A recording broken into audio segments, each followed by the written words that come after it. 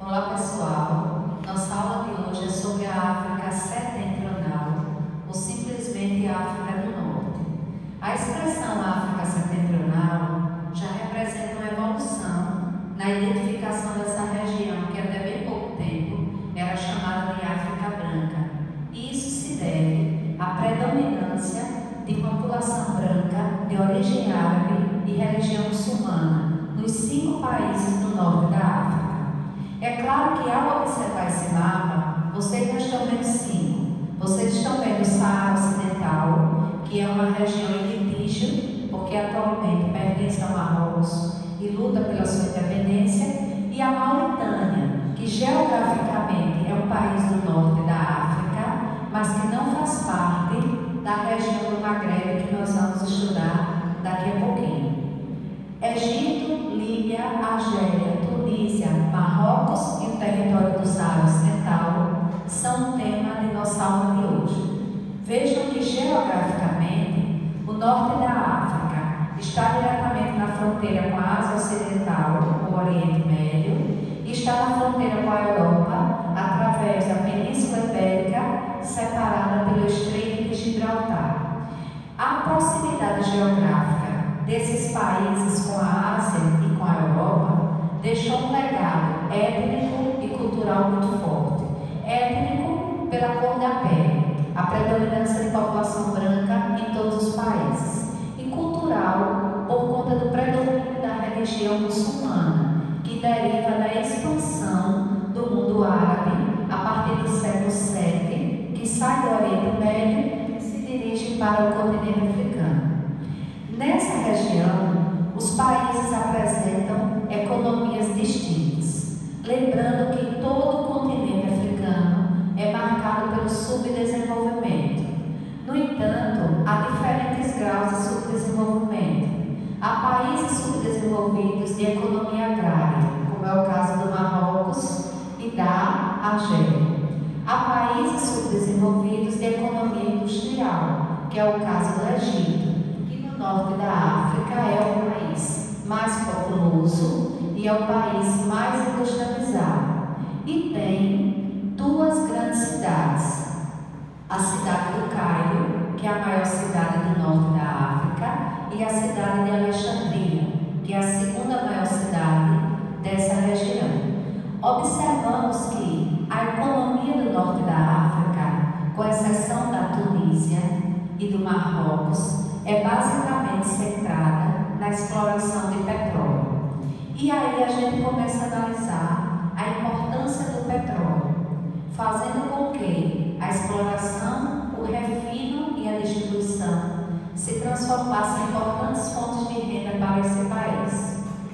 Na análise, começando pelo Marrocos, a gente encontra um país predominantemente agrário, com uma agricultura tradicional, uma pecuária extensiva, baseada principalmente na criação de ovinos, caprinos, e a descoberta de um mineral de grande valor comercial, que é o fosfato, que é utilizado na adubação e serve para exportação, sendo importante fonte de riqueza para esse país. A agricultura nos países do norte da África é prejudicada, pois grande parte do território desses países apresenta solos improdutivos. Isso se deve à presença do deserto do Saara no sul da região. Só que em cada país, o deserto do Saara recebeu uma denominação. Na Líbia, chamado deserto da Líbia. Na Argélia, grande deserto da Argélia. Mas todos eles são uma continuação do maior deserto do mundo, que é o deserto do Saara, que apresenta uma extensão de cerca de 9 milhões de quilômetros quadrados e tende a se expandir, principalmente para a região sul, promovendo uma área intensa de desertificação, que é uma sub-região, que nós vamos estudar nessa aula. Nessa região da África, 3 sub-regiões: o Vale do Nilo, o deserto do Saara e o Maghreb. São as 3 sub-regiões do norte da África. A primeira delas, que a gente vai analisar, é a região do Maghreb. Vejam que antes da gente visualizar a região, a gente está vendo a população. E essa população povos muçulmanos. Justamente a própria palavra Maghreb é de origem árabe e significa poente, que faz uma alusão à expressão terra do sol nascente, que é o Japão. E aqui no Maghreb é a terra do sol poente, ou seja, onde se acaba. Qual é o sentido dessa expressão?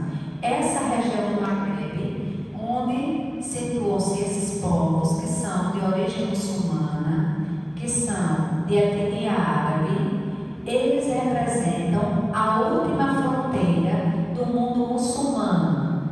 Marrocos, Argélia e Tunísia formam os países do Maghreb, onde termina a influência do mundo islâmico no Ocidente, para começar, a partir do Oceano Atlântico, a influência da cultura ocidental, que é marcada pelo cristianismo.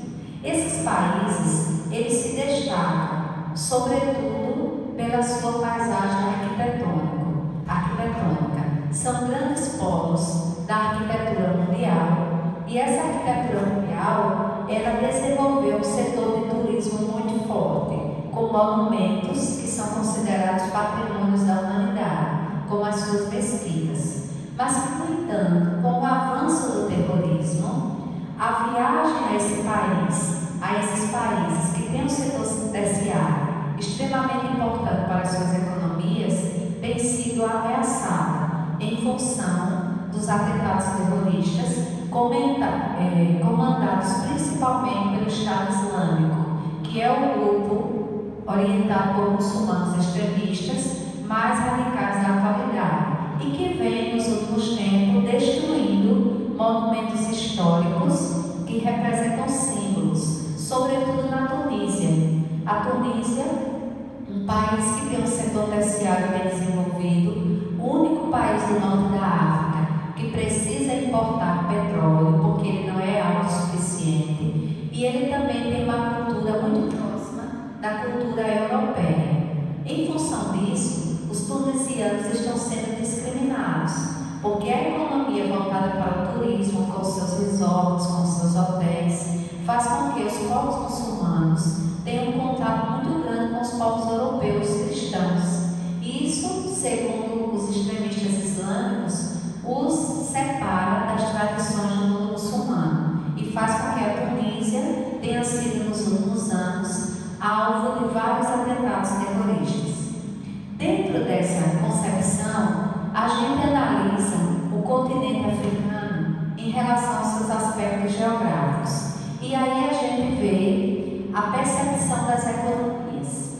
Dentro dessas economias, um país que em 2011 foi vítima de um processo que para alguns libertador, para outros de transformação radical, que foi a Primavera Árabe. A Primavera Árabe foi um movimento de revolução que iniciou-se no Oriente Médio, no Iêmen, depois se aproximou do mundo muçulmano na África, começando na Tunísia, que culminou com a queda da ditadura que governava o país há década, seguiu para o Egito e chegou à Líbia. A Líbia é um país que desde o início dos anos 60 sofreu um golpe de Estado e um coronel com apenas 27 anos, que foi o coronel Muammar Gaddafi, assumiu o poder e implantou na Líbia um governo ditatorial.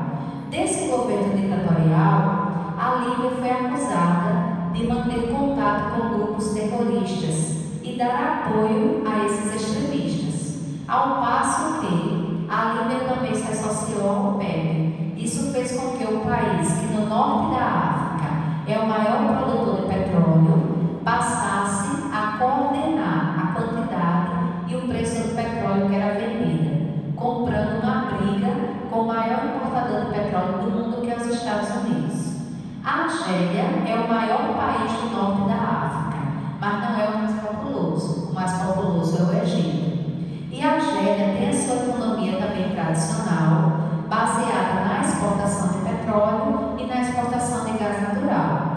Mas, no conjunto, todos esses países apresentam indústrias, mas indústrias tradicionais, principalmente indústrias têxteis e indústrias alimentícias. Como são países do Mediterrâneo, As culturas agrícolas baseiam-se em videiras, oliveiras, frutas cítricas, tudo isso para a exportação, com destino para a Europa e com destino para os mercados do continente asiático. Agora a gente vai centrar no país economicamente mais industrializado no norte da África, que é o Egito.